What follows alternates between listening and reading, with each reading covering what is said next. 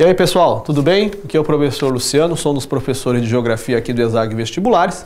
Hoje a gente vai falar sobre um grupo de países que a gente vai chamar de tigres asiáticos. Então dá uma fechadinha nessa janela aqui do alto, onde você está ouvindo sua musiquinha, vendo um vídeo aí, e vamos concentrar rapidinho aqui uns minutinhos para a gente entender as características desses países. Primeiro, vamos entender por que eles são chamados de tigres.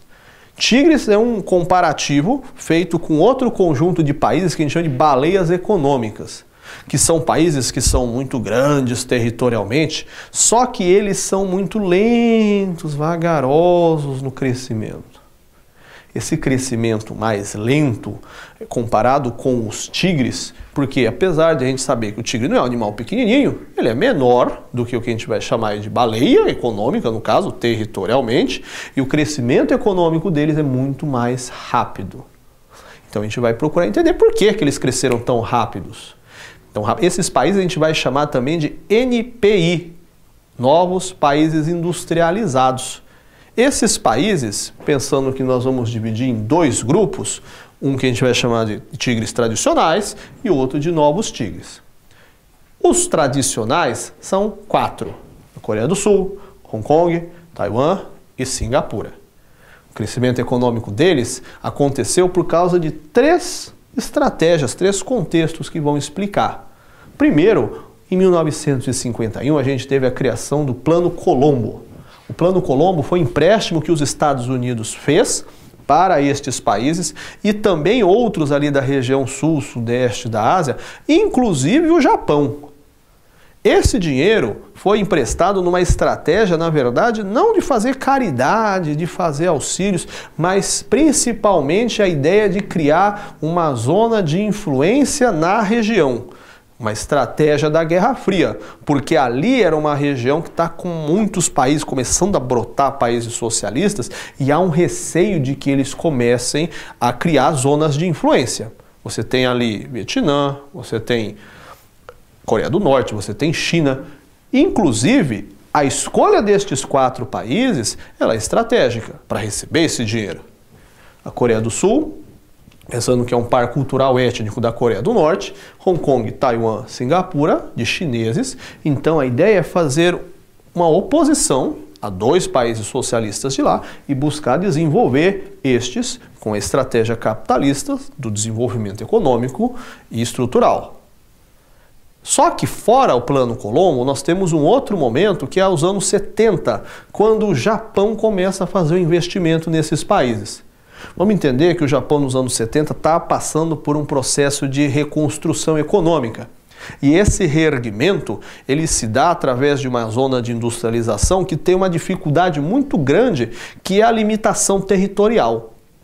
O Japão é um território pequeno, arquipélago, montanhoso, e aí as indústrias japonesas vão fazer um esquema de fazer parte da produção nestes países, no mecanismo de continuar a expansão industrial e mandar parte dessa produção para fora do país.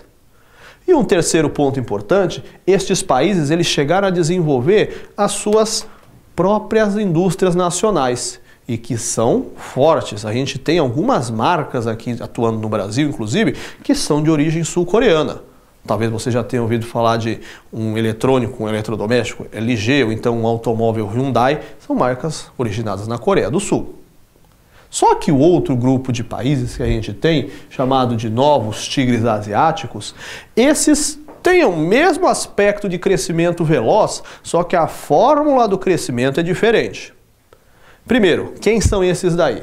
Malásia, Indonésia, Vietnã, Filipinas, Tailândia. Dava para colocar outros aqui na mesma categoria, eu poderia colocar o Laos, poderia colocar Camboja, que basicamente são países que têm um desenvolvimento econômico começando ali, pegando anos 70, mas com força mesmo a partir de 80, 90, e você da sua casa pode verificar isso hoje. Dá uma olhadinha aí, por exemplo, no seu tênis, camiseta, algum cacareco eletrônico que você tem aí de plástico, dá uma olhadinha no selo da onde ele foi feito. Lógico que a chance de você encontrar escrito Made in China é grande, mas você pode encontrar o seu tênis escrito Made in Vietnã, Você pode encontrar algum tipo de eletrônico ali made em Malásia.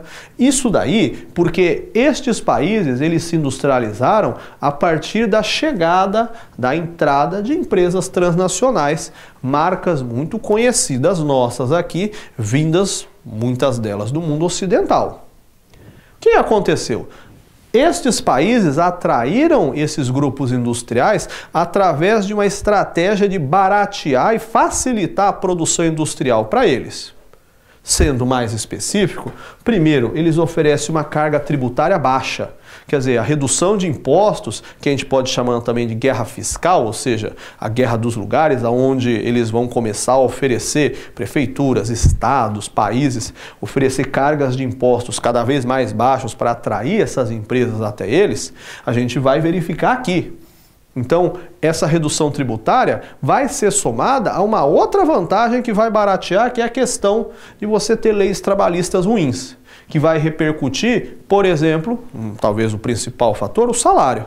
Salário baixo, onde você acaba tendo, em muitos casos, exploração do trabalho infantil, uma fiscalização muito ruim. E leis ambientais também que deixam bastante a desejar. Então, com um controle de poluição atmosférico baixíssimo, poluição de água, e tudo isso somado para a empresa, é uma série de vantagens que vão reverter depois num barateamento de produção e, lógico, a ampliação da sua margem de lucro. Então, esses países, quando nós comparamos com os tigres tradicionais, eles não chegaram a desenvolver os próprios parques industriais. Tem indústrias de lá? Tem. Mas o grande forte, o grande atrativo do que a gente tem aqui de parque industrial desses países são marcas internacionais, transnacionais, principalmente nos Estados Unidos, Europa e também no Japão. Beleza, pessoal? Até mais então. Bons estudos. Até mais. Tchau, tchau.